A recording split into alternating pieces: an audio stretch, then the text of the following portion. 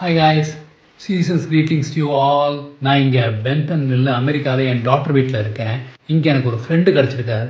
நீங்களும் மீட் பண்ணுறீங்களா? ஆர்ச்சி.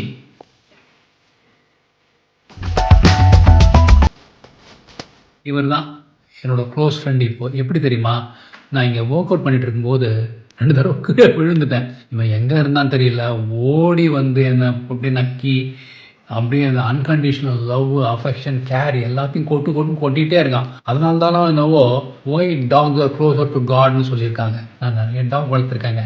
ஒரு 4 வருஷத்துக்கு முன்னாடி பிரான்ஸ்னு ஒரு பெட் டாக் எங்களை விட்டு போயிடுச்சு.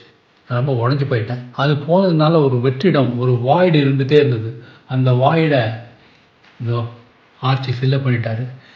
இவரை நான் வந்து டாக்னு சொல்ல முடியாதுங்க, பாதி மனுஷன். சாப்பிட்றதெல்லாம் எங்கள் ஃபுட்டு தான் சாப்பிடுவார், நம்ம சாப்பிட்றது தான் சாப்பிடுவார், டாக் ஃபுட் சாப்பிட மாட்டார்.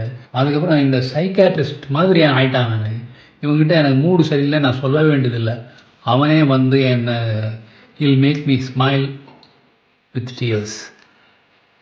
My god. அதே மாதிரி உங்களுக்கு ஏதாவது ஒரு ஃபன் மூமெண்ட் இருந்தால், அமேசிங் டாக் மூமெண்ட் இருந்தால் சொல்லுங்கள், கமெண்ட்டில் சொல்லுங்கள். Be interesting. பாரதியார் கவிதையில் சொல்கிறேன், எண்ணிய முடிதல் வேண்டும், நல்லவே எண்ணல் வேண்டும்.